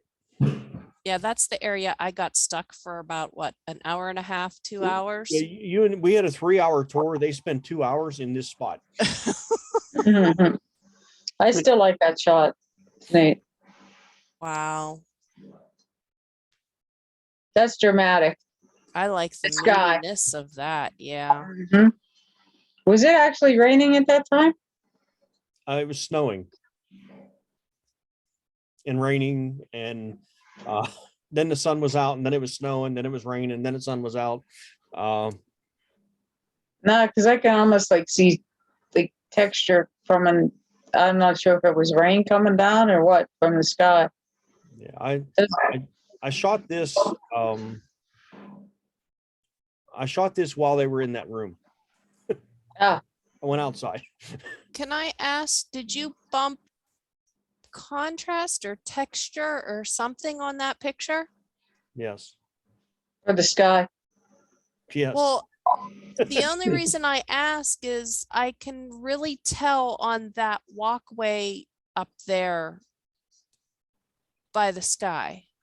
And I don't know if it's because I'm seeing it on the computer from your computer. Like sometimes things get a little funky when we do it on here. It's not that it's funky. It's just I can definitely tell with that walkway. I'm looking at it on the 24-inch, and I magnified it, the one click that Reddit lets you magnify it, and it looks pretty smooth. What was your ISO on that? I would have to look, Rex. I don't know right off. Yeah. You know what it is I'm seeing? I'm seeing the grid marks. I'm seeing the grid that is the base. No, well, You know, like what you walk on, Yeah. the hole in that grade. Yeah. Yeah, the grading. Yeah. Oh.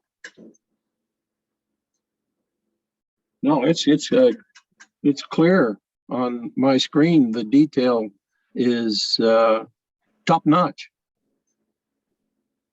I think it's the grading that I'm seeing, and being it's from Brian to my computer, it looks. Yeah, moire, maybe a moire pattern. Yeah. Mhm. Mm-hmm. All right. No, I like it.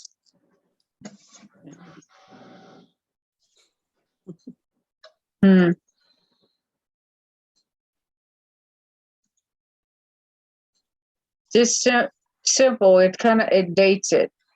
You know, that how old this is because of the style of the light bulb and the light fixture, and then the texture on the walls and the dark ceiling. I like the contrast in the light and the textures.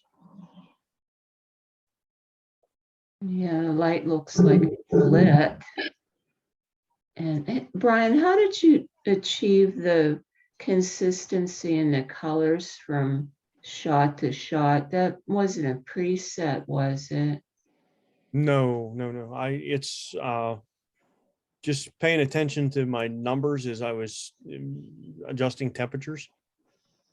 Oh, because But it was. that really, yeah, that really looks nice. And as I went through, I compared back and forth from one picture to the next to make sure I was trying to be I was to make the series consistent to what I wanted it to look like. Mm-hmm. Wow, that's really a good idea. I never thought of doing something like that. Maybe Now that'll be our next project the next time we go out, play with the temperatures. I still Yeah. haven't done that. Yeah, that's really a good idea. All of the temperatures were set on in Lightroom. So I shot all this in auto, well, not, I shot it in aperture priority, but auto white balance and stuff like that. All the coloring and temperatures and the project was done in Lightroom to get it to the consistency that I wanted. I will tell you this, that this light bulb was not turned on. It looks like it's on. It was Well, you not. did a good job with that one. Yeah. Yeah, you did, because like there's like when you did that, yeah, it looks like that the dirt that was on the light bulb was just like wiped off in that one spot from where the light was. Yeah. And this particular room was really dark, so none of this is my vision, not so like all this light in the walls and stuff like that wasn't there. Is that that little shed that we walked through? No, actually, in the room that you and DL spent all day in, this was just a little tiny, I don't know what it was even for. It was a little tiny, maybe 4 foot by 4 foot room attached to that building. That I looked in and I seen that light fixture. I'm like, yeah, I got to photograph that. And it turned into that. So Now I have a question for you. How long of an exposure was that? If you're saying that it was pretty dark in there. I again, I would have to look it up. I don't know, but it wasn't, I mean, I shot it on a tripod, but it wasn't like a 2 or 3 minute exposure. It was, maybe a half a second or so, something like that. Yeah, I was just wondering. I still haven't even pulled my pictures off my camera yet. I need to do that. I know where this is. Yeah, I know this spot. Yep. Beth and I spent quite a bit of time there the last time.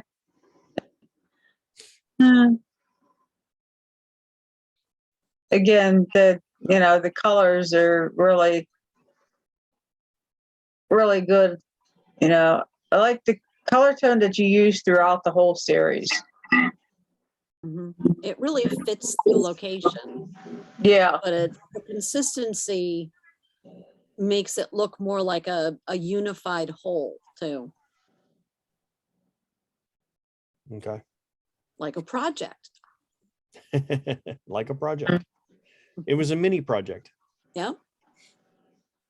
So Brian, the one thing particularly on this one is nice is all the light and shadows throughout the photo. Particularly I'm not sure if that's I guess it's a tank there, or an extension from the tank that's lit up more than the other areas. Did you do much in the way of like manually exposing that more than the rest so it jumped out like it does, or is it just natural light that way? Well, in the original picture, it's naturally brighter than the rest of the picture. And then I enhanced from there. So yes and no. I did enhance it, but at the same time, the light was falling on it more than the rest. So I kind of followed the light pattern that was there and just made it better. Well, you did it naturally. It looks really good. Yeah, there's 60 to 70 brush or different brush filters and stuff in this picture to get where it's at. Wow. It must have been a slow day at the car dealership. It was an extremely slow day because I did all these in one day too.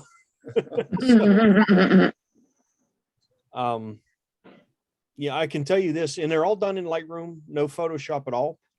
So this is all Lightroom, and it's all 99% of it is done with the radial filter or radial brush or whatever you want to call it. So did you brush all of those tubes to highlight them? Yep, Oh my. every one of them. So do you have a tablet that you use with yours, or did you do that all with like trackpad or mouse or something? Just with my mouse, yeah. Oh, I don't seem to have enough control on my mouse to do that. I'll get like, I'll be going across and I'll get like really close to the end and something slips. Yes. Or like I hit a piece of dust or something and just like, Yeah. yeah.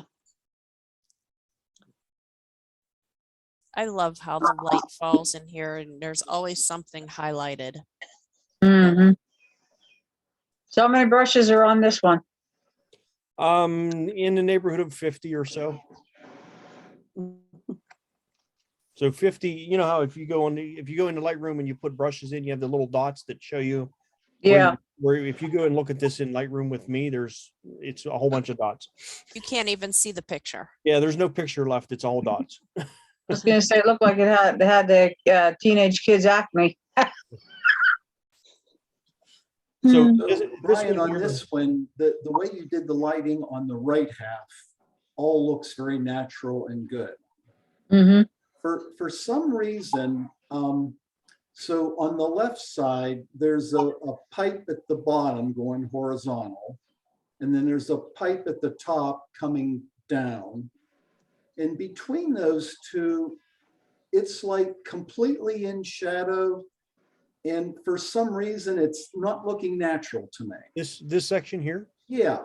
it actually had no light on it. So the way the light fell, it came in from the top and it hit here and didn't catch any of this and just barely caught this edge here. Okay. So I kind of enhanced this edge a little bit, but I left this center section alone because that's the way the light had actually fallen. Okay. The light really falls. Jim, have you been there? Well, I've been to Cary Furnace. I don't know if I've been to that particular spot. Okay. The light falls in such weird patterns and weird ways because of where it's coming from and where it's coming through. It will do really strange things in there. Yeah. Yeah.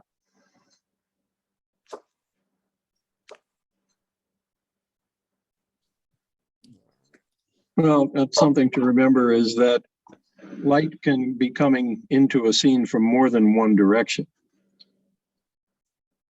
If you have a couple. I really like the sun rays coming down through from the top. Now, did you make those sun rays? Or did you capture them? Do I have to answer that question? Yeah. Hey, Melissa, I'll ask the question differently. Brian, did you use Luminar Neo for this? I did. Actually, no, I didn't use Neo. I used AI, Luminar AI. Okay. All right. Fair enough. Now I looked at this and I thought, this picture just has to have some sun rays in it. And there was no sun rays to be had at that point. So we put them in there. The sun rays make it. I did. Yeah. It needed to be. Without the sun rays, this picture is not very good. Well, it adds to the dimension and it really gives you a focal point. Like it really pulls it all together. I love this picture. I do too. I will say this, I spent about 40 minutes getting the sun rays where they're at and getting them the way they are using Luminar, but Luminar is really good at that. And you can really adjust the sun rays in Luminar. So that's how the sun rays got in there, was Luminar AI. I think I even tried it in Neo, but AI worked better because I have both Neo and AI, and I think the AI worked better with these sun rays. Well, Brian, later this year, we're doing a presentation on Luminar AI and Neo. And just to elaborate on the sun ray feature, and since Brian has used it, he can certainly tell more about it, but you can adjust the size and intensity of the central sun area, but then you also can control the number and location and brightness of the sun rays themselves. So, I mean, you can, it's not just a matter of smacking that particular sun ray onto your photo. There's a lot of adjustments that you can do with it to kind of optimize it for your purpose. Yeah, and I did exactly that with this particular picture. I moved the center of the sun rays around and around and around all through the top of that picture to get to where they're at. And then you can, as Jim said, you can adjust you can adjust the length of the sun rays, the intensity of the sun rays, the color of them, the intensity and the size of the center point, and there is a lot of adjustment in there if you really want to fool around with it to get your sun rays perfect. And I was pretty excited about this one. I thought it worked out really well, and they look Natural. me, they look natural. They don't look like I put them in there. I think they look the way it should look for sun rays coming in. It looks really good. And I'm Yeah. wondering if I could do something like that in Lightroom, because I really like that. Hey, Brian, Yes. I am curious because although I have the two Luminar products, I haven't used them a whole lot. In addition to the adjustments we just talked about, is there a way to kind of use an erasure and eliminate some of the sun rays where you don't want them? And for instance would be like the bottoms of the pipes, that sun ray. Well, I guess the sun ray would be visible there, wouldn't it? Because I was thinking it was lighting the pipe, but it's not. It's actually just coming through. Skimming. To answer your question, I don't know for sure if you could go in and erase them, but you most certainly can adjust their intensity as they get further down from the point, Yeah, center point, yeah, and that's cool. that will change those.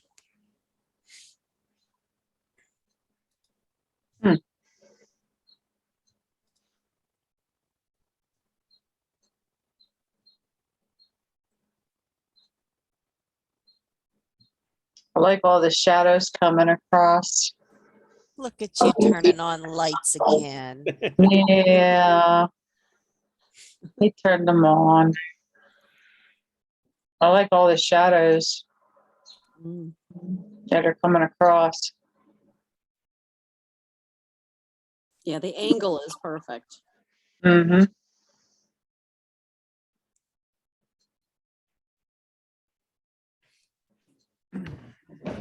So how much light did you turn on, and where did you turn it on at? Well, the only thing that I turned on was the green and red lights over here. Yeah. Those switches, I turned those on. Yep. Everything else is the light that was there. That's what I was wondering. I mean, it was a little darker than that. I lightened it up a little bit just to bring more information out and bring some more detail out. But that's the way the light was falling. That's what I saw is what you see. Yeah, that's what I thought. Because the shadows are very consistent with having the light coming from the left. Yeah.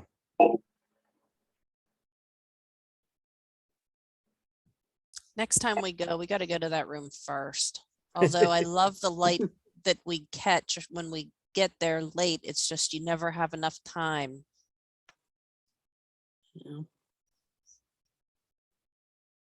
In close-up detail, nice shadows and light. Well, and I will tell you this, I shot this because of what Melissa said while we were in that room. Her and DL were talking and I was eavesdropping. And she said that her intention for that trip was to shoot more close-up detail stuff. And I hadn't shot anything really that was a close-up detail. Everything I shot was the bigger, wider stuff that you saw so far. So I thought, well, I got to at least shoot one thing that's a close-up detail. So that's it. That was the last, I think that may have been the last picture I actually took of the day. I think this would have been a great ad for WD-40.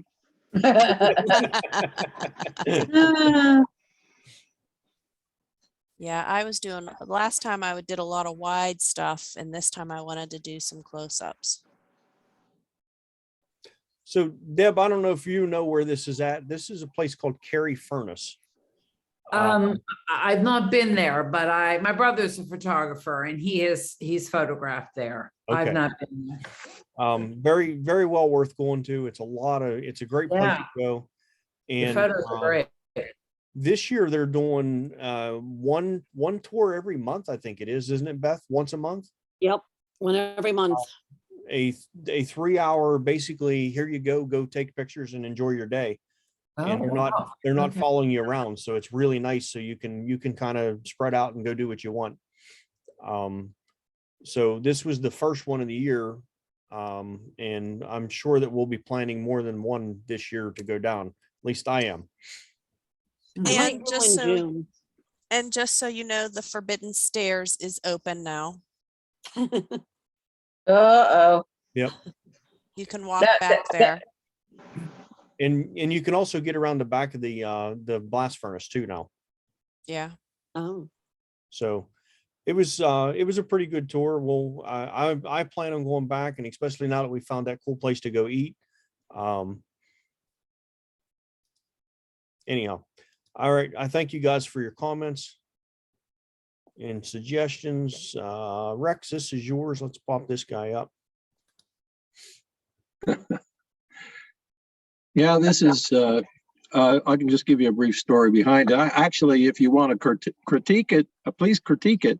But the quick story behind it is we visited down in Jacksonville, Florida, some friends, and we went over to our friend's young son's house, who had photographed with his iPhone this lunar butterfly. Lunar moth.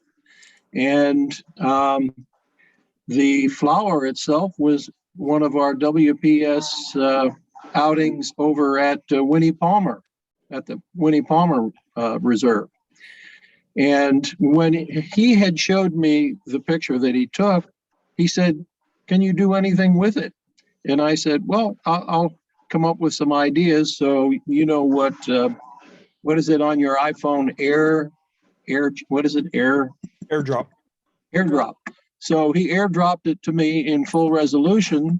And when I got it back here, I got it into the system, and I started looking around through my flower collection, and I really almost couldn't find anything. And then I found this flower that I took over at the Winnie Palmer Reserve. And I struggled with it for a little while, and then I finally figured out how I wanted to put it together. I found this flower, and then I resized everything so that there was, it still looked reasonably scaled. I don't know if it would be totally accurate, but I needed to show some of the flower, and I needed to show the moth itself. And then almost like on a clock, I went all around looking for it. And the only place I could find that there was a minimal area of the wing of the butterfly that was still not going to merge with the background was over on the right-hand side. The other thing was the left tail of the moth was shriveled. And what I did is I copied the right tail over to the left and then blended it in. And then I finally used drop shadow so that the drop shadow was in agreement with most of what was going on with the flower there. And that's the story behind creating it, but I'm open to however it's viewed.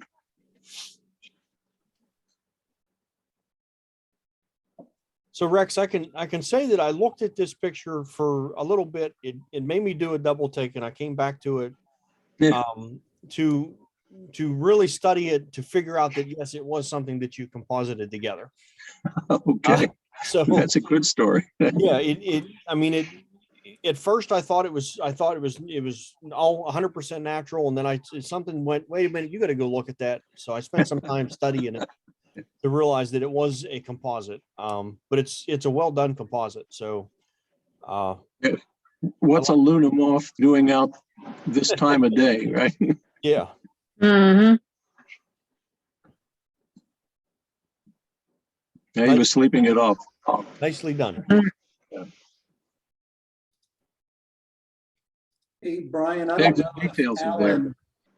I don't know if Alan wants to critique his photo, but Beth and Candy and I made some comments on his the other day. Yeah, that one there. That one there? You can decide whether you want the group to comment that one or not. Yeah, we're gonna bounce over to that one, but I want to talk about this one real quick here. This really caught my eye. In a good way or a bad way? In a good way. I mean, I don't know. I really like this picture.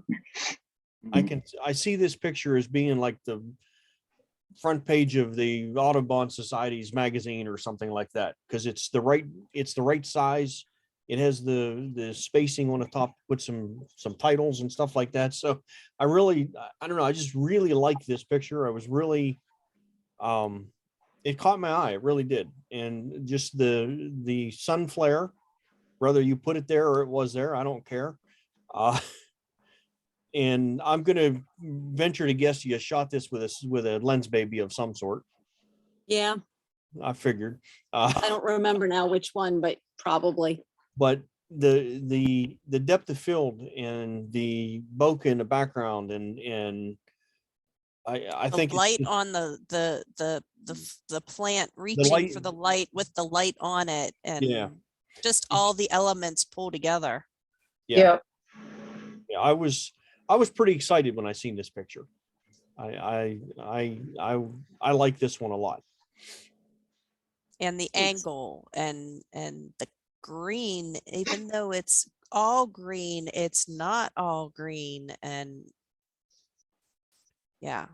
I would say probably the two best pictures tonight would be this one and the sun rays from Brian's. This is good. Like I said, thanks.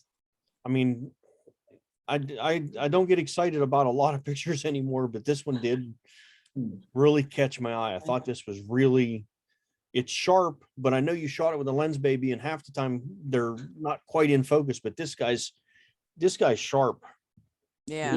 Didn't get much bigger, but this guy, I mean, these edges are nice and sharp, and Yeah, you can see the little fuzzies around the edges. yeah, it's sharp where it's supposed to be, and it's out of focus where it's supposed to be out of focus. And the color is what I picture as being the exact color that you saw. It's not overly done or anything like that. It's not enhanced. I would say that's what you saw by looking at the picture. I like this picture a lot. I think I probably tweaked the temperature a little bit, but I think my camera tends to shoot blue. Yeah. Well, Like we can always when I adjust, just but bring up raw shots, they're definitely on the blue side. yeah. I would put this in your next book. Okay. If you're going to print your like Jim says, your 50 pictures for this year, I would put this on the cover of your book. So far. Thank you. Yeah. So Beth, I've got a question for you, because when you posted the photo, you asked whether it looked okay at a quote diagonal, and I didn't really respond to your question, but I mean, this looks, as everyone's already commented, it's a great photo, but I'm curious, did you actually tilt it? I mean, or is this the natural and you just weren't sure it looked good as a diagonal? Well, there's other things that I did to it too, that because I know what I've done to tweak the picture, like I see that and I didn't know whether everybody else would. Like the bottom left actually still annoys me, the little sparkly spots, but that's really, really dodged down there, or burnt in actually. But I think my camera was legit vertical, like, because now that I've found out I can actually have a level showing in my camera and figured out how to use that. And I think it was actually straight up and down, and these were growing crooked. But this is at Cedar Creek.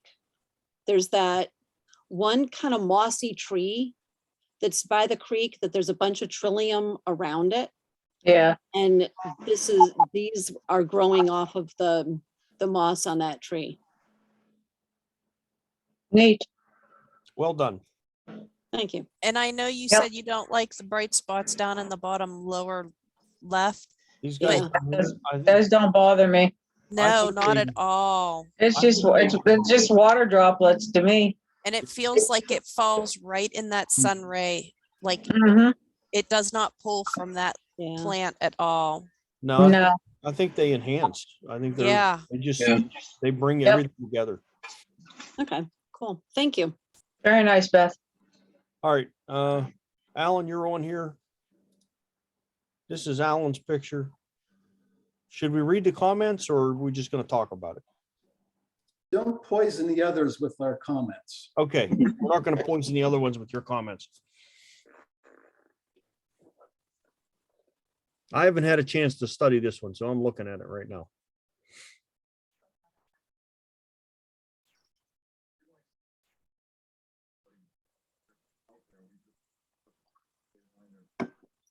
What are you guys thinking about that one? I like the composition, but I think the water's a little blown out up through the waterfall. I think that should have been wipe, either the highlights turned down or just whenever he took it, toned down a little bit.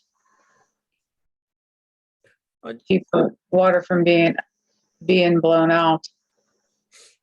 I'll tell you what I see. I love the composition. I think the composition is good. The water Yep. comes in from the right, goes out to the left. Yep. The sharpness in the detail is really good. Mm-hmm. That one really jumps up big. So it's Yeah. beyond, but the sharpness and the detail in here is really, really good. Annie, I agree a little bit with you as far as the blowout of the water here. I Yeah, don't think it's completely right. blown out, but just a little bit. The only thing that really, to me, that doesn't, I don't know, that I'm not excited about is I think that the green is over green. I think it's too saturated. I would probably back my saturation off a little bit and bring it down from fluorescent green to forest green. Yeah. Just me personally. And I mean, maybe that's my monitor I'm looking at on it, but to me, that's what it looks like. It's a little bit too, the green looks a little too saturated.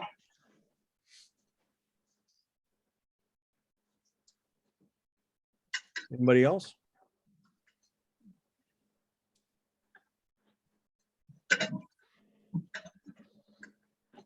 Okay, Jim, you guys had comments on there. What were they?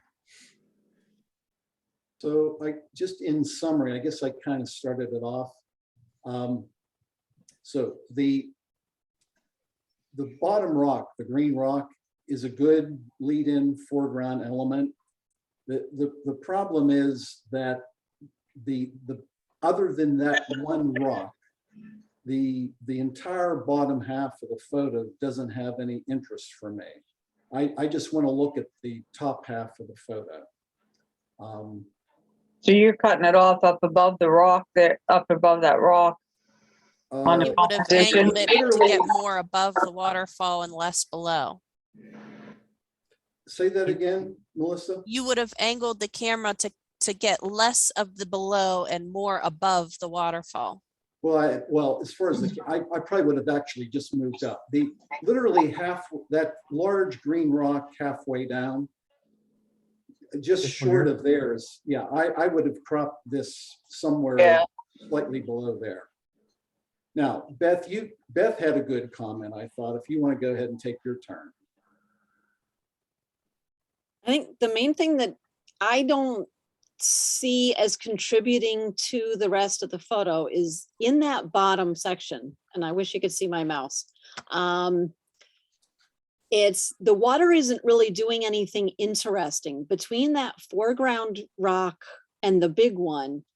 It's that, yeah, right in there. The water is just kind of, it's hanging out. Yeah. And if you could compress that section, then I think it would be stellar. It's just that section's not as interesting. And I don't know whether getting down low would let you keep that foreground rock and keep the stuff up above and decrease a little bit the stuff in between. Actually, when I was looking at the picture, Beth, I was thinking I probably would have crouched down or tried to sit down as lower than this to get that picture. Yeah, he might have been in the water if he'd done that, though. He might have been.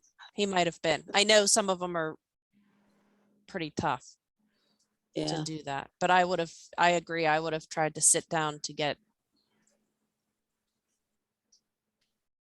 shorten that spot. He also has the problem that if he sits down or gets too close to the ground, then he has at least one nose in his face too. I was shooting with him that day because he was showing me where this falls was, and he also had both the dogs with him. I was gonna say only one. I thought there was two. Yeah, at least one.